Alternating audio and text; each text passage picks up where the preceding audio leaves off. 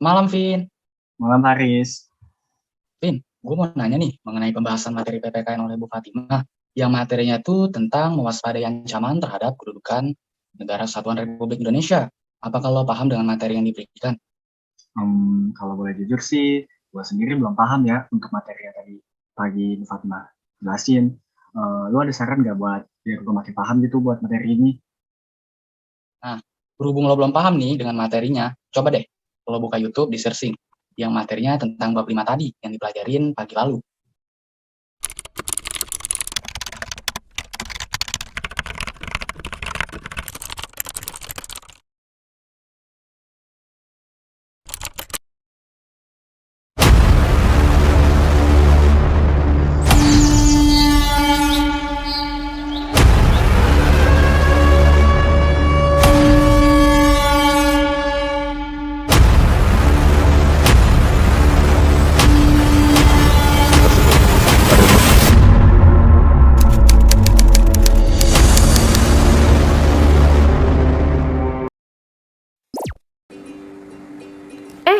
Halo semuanya, kembali lagi di YouTube channel kita. Oh ya, hari ini kita akan membahas materi baru, yaitu materi bab 5, materi pertama di kelas 11 semester 2 kali ini. Oh ya, sebelum itu, teman-teman semua, selamat ya karena sudah mencapai semester 2. Kalau gitu, langsung aja yuk kita masuk ke materinya. Materi bab 5, yaitu mewaspadai ancaman terhadap kedudukan negara Kesatuan Republik Indonesia. Nah, sebelum itu aku akan jelasin dulu nih, ancaman. Apa sih ancaman itu? Ancaman adalah setiap usaha dan kegiatan dalam negeri maupun luar negeri yang dinilai membahayakan kedaulatan negara, keutuhan wilayah negara, dan keselamatan segenap bangsa. Nah, kita kan udah tahu ya apa sih ancaman itu. Nah, sekarang aku akan membahas nih tentang ancaman terhadap integrasi nasional. Sebelum mulai, pasti kalian bertanya-tanya, apa sih integrasi itu? Jadi, integrasi adalah pembauran sampai menjadi satu kesatuan yang bulat dan utuh. Adapun kata nasional berarti bangsa. Jadi, integrasi nasional merupakan upaya penyatuan berbagai perbedaan seperti kelompok budaya dan kelompok suku dalam suatu wilayah sehingga membentuk kesatuan. Teman-teman, posisi Indonesia kan berada di tengah-tengah dunia, dilewati garis khatulistiwa, diapit oleh dua benua yaitu Asia dan Australia, serta berada di antara dua samudra, yaitu Samudra Hindia dan Pasifik. Kondisi ini menunjukkan bahwa wilayah Indonesia berada pada posisi silang yang sangat strategis. Perlu diketahui juga, posisi silang tidak hanya meliputi aspek kewilayahan saja, tetapi juga meliputi aspek-aspek kehidupan sosial. Di antaranya adalah 1. Penduduk Indonesia berada di antara daerah berpenduduk padat di belahan utara dan daerah berpenduduk jarang di belahan selatan. 2. Ideologi Indonesia terletak antara komunisme dan liberalisme. 3. Demokrasi Pancasila berada di antara demokrasi rakyat di utara. Tetapi teman-teman, dalam membangun integrasi nasional tidak semudah itu, karena bangsa Indonesia selalu dihadapkan pada ATHG. Apa sih ya ATHG itu? A. Ancaman, T. Tantangan, H. Hambatan, dan G. Gangguan. Untuk ancaman merupakan suatu hal atau usaha yang bersifat mengubah atau merombak kebijaksanaan yang dilakukan secara konsepsional dan politik. Untuk tantangan merupakan suatu hal atau usaha yang bertujuan untuk bersifat mengunggah kemampuan. Yang ketiga kan ada hambatan. Hambatan merupakan suatu hal atau usaha berasal dari diri sendiri yang bertujuan melemahkan atau menghalangi secara tidak konsepsional. 4. Ada gangguan. Gangguan merupakan usaha dari luar yang bertujuan melemahkan atau menghalangi secara tidak konsepsional. Teman-teman, kita kan lagi bahas tentang ancaman integrasi nasional ya. Teman-teman tahu gak sih bahwa ancaman integrasi nasional itu ada banyak macam-macamnya loh. 1. Ancaman di bidang ideologi yang meliputi komunis dan liberal. Kehidupan masyarakat Indonesia cenderung mengarah pada kehidupan liberal yang menekankan pada aspek kebebasan individual. Globalisasi ternyata mampu ya meyakinkan masyarakat Indonesia bahwa liberalisme dapat membawa manusia ke arah kemajuan dan kemakmuran. Akan tetapi, pada umumnya, pengaruh yang diambil justru yang bernilai negatif. Misalnya, gaya hidup yang diliputi kemewahan, pergaulan bebas, dan sebagainya.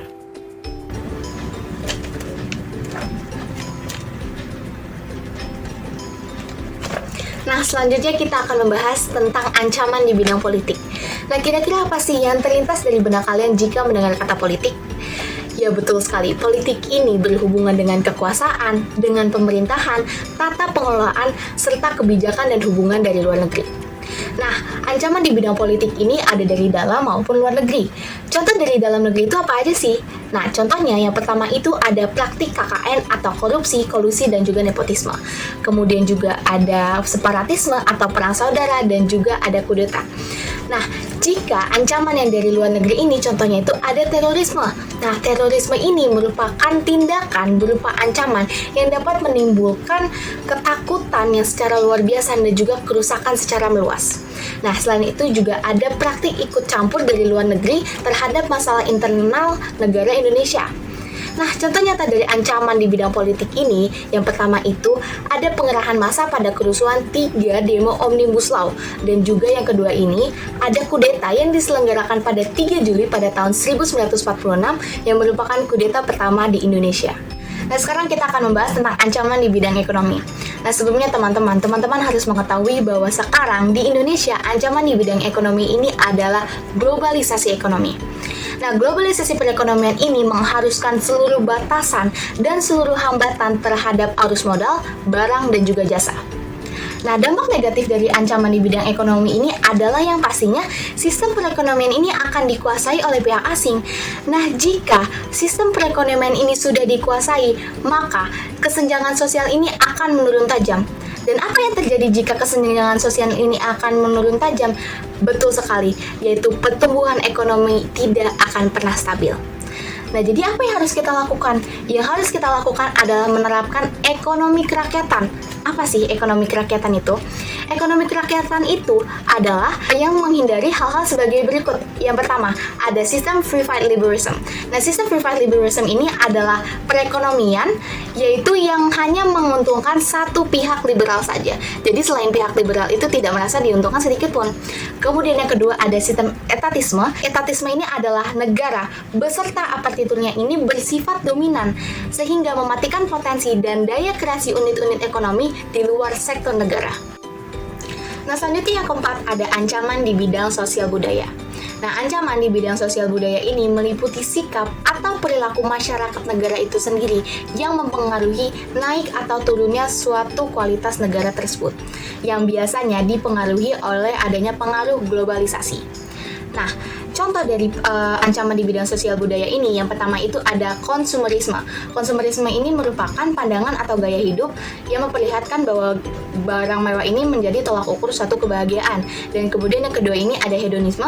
Hedonisme ini merupakan pandangan hidup yang memperlihatkan bahwa kesenjangan dan kenikmatan ini menjadi tujuan utama. Kemudian selain itu ada juga sikap individualisme dan juga sikap westernisasi. Nah, selanjutnya yang terakhir, kita akan membahas tentang ancaman di bidang hankam atau pertahanan dan juga keamanan. Nah, ancaman di bidang ini itu terbagi menjadi dua. Yang pertama itu ada ancaman di bidang militer dan juga ancaman di bidang non-militer. Ancaman di bidang militer yang pertama ini adalah ancaman yang memakai kekuatan gencatan senjata yang terorganisasi yang dapat membahayakan suatu keutuhan negara, keutuhan wilayah, dan juga keselamatan segenap negaranya. Nah, contohnya itu ada apa? Yang pertama itu ada agresi atau invasi, kedua itu ada spionase, kemudian ada sabotase, dan juga aksi gencatan senjata. Nah, kemudian selanjutnya, ancaman di bidang non-militer ini adalah ancaman yang tidak memakai gencatan senjata, namun tetap membahayakan kedaulatan negara dan juga kepribadian negara tersebut. Nah, contohnya itu ada apa? Contohnya itu adalah ancaman di bidang ideologi yang menyangkut paham suatu masyarakat negara itu sendiri. Nah, teman-teman, dari 5 ancaman integritas tersebut tentu saja ada harus penyelesaiannya. Dan berikut adalah strategi-strategi untuk mengatasi penyelesaian tersebut di bidang Ipolek Sosbudankam.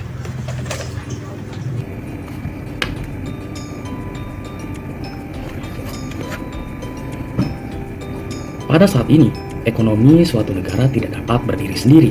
Hal ini merupakan bukti nyata dari pengaruh globalisasi. Dapat dikatakan, saat ini tidak ada lagi negara yang mempunyai kebijakan ekonomi yang tertutup dari pengaruh negara lainnya.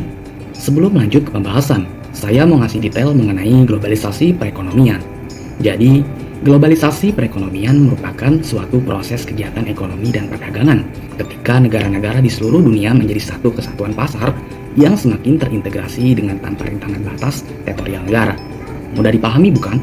Lalu, Apa aja nih strategi dalam mengatasi berbagai ancaman terhadap Hipoklek Sos Budhankam dalam membangun integrasi nasional? Nah, untuk mengatasi ini, yaitu ada 4 strategi dalam mengatasi hal ini.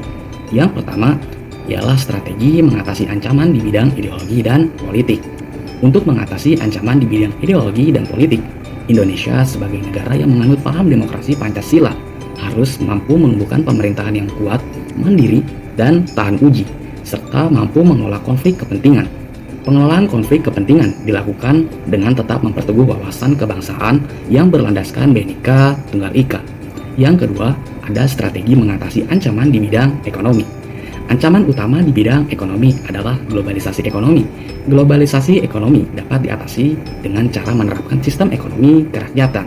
Dilansir dari laman resmi Kementerian Kelautan dan Perikanan, sistem ekonomi kerakyatan adalah suatu struktur dan proses ekonomi yang demokratis dan berkeadilan yang mendorong keikutsertaan rakyat banyak sebagai pemilik modal dan pengendali jalannya roda perekonomian. Agar sistem ekonomi kerakyatan dapat terwujud, ada hal-hal yang harus dilakukan, antara lain yang pertama ialah sistem ekonomi dikembangkan untuk memperkuat produksi dalam negeri sehingga perekonomian rakyat bisa menguat. Yang kedua ialah sektor pertanian dijadikan prioritas utama sebab sebagian besar penduduk Indonesia bermata pencarian sebagai petani. Yang ketiga, perekonomian harus berorientasi pada kesejahteraan rakyat, tidak menggantungkan diri pada organisasi multilateral seperti IMF dan Bank Dunia. Lalu yang ketiga yaitu mengoptimalkan bahan baku yang ada di dalam negeri sehingga tidak bergantung pada impor.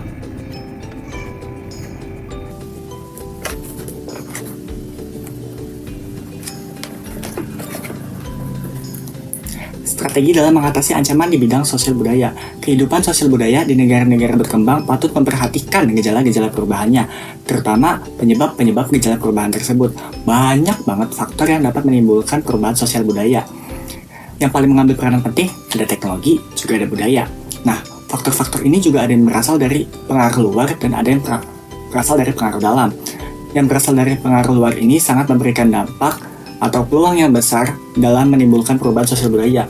Dan juga pengaruh dari luar ini biasanya menimbulkan hal-hal negatif atau hal-hal yang membahayakan bagi kelangsungan kehidupan sosial budaya nasional. Lalu apa aja sih strategi dalam mengatasi ancaman di bidang sosial budaya ini? Tenang, aku punya tipsnya kok. Yang pertama, penguasaan ilmu pengetahuan dan ilmu teknologi yang diimbangi dengan iman dan takwa. Yang kedua, penguasaan tentang kebudayaan nasional melalui sekolah-sekolah formal atau pendidikan formal. Yang ketiga, meningkatkan rasa nasionalisme dan menguatkan konsep tentang Bhinneka Tunggal Ikaan. Yang keempat, juga ada melakukan penyaringan-penyaringan terhadap budaya luar dengan menggunakan nilai-nilai yang terkandung dalam Pancasila. Nah, yang terakhir nih, strategi mengatasi ancaman di bidang pertahanan dan keamanan. Ancaman militer akan sangat berbahaya apabila tidak diatasi. Oleh karena itu, harus diterapkan strategi yang tepat untuk mengatasinya. Upaya mengatasi ancaman di bidang pertahanan dan keamanan tidak hanya menjadi tanggung jawab aparat keamanan, tetapi merupakan tanggung jawab seluruh warga negara Indonesia. Untuk mengatasi ancaman militer, Indonesia menggunakan sistem pertahanan bersifat semesta. Menurut Undang-Undang Nomor 23 Tahun 2019, sistem pertahanan bersifat semesta melibatkan seluruh sumber daya nasional yang dipersiapkan secara dini oleh pemerintah untuk menegakkan kedaulatan negara, menjaga keutuhan wilayah, dan keselamatan segenap bangsa dari segala bentuk ancaman. Sistem pertahanan bersifat semesta ini memiliki 3 ciri. Yang pertama kerakyatan, yang kedua kesemestaan, dan yang ketiga kewilayahan. Nah, itu ada 4 strategi dalam berbagai bidang untuk mengatasi berbagai ancaman. Apakah kalian sudah paham tentang materi ini? Vin, bagaimana nih dengan materi yang diberikan di YouTube? Apa kamu sudah paham dengan materi yang diberikan? Nah, untuk tadi video pembahasan yang tadi kalian di YouTube sih, ya bersyukur banget, itu membantu sih. Jadi nambah wawasan juga tentang bab yang tadi Fatimah jelasin. Makasih ya by the way sarannya. Iya, apa-apa. Oh ya, BTW, sampai di sini aja diskusinya ya. Oh ya udah, gak apa-apa kok. Ya udah, selamat malam ya Faris. Malam, Vin.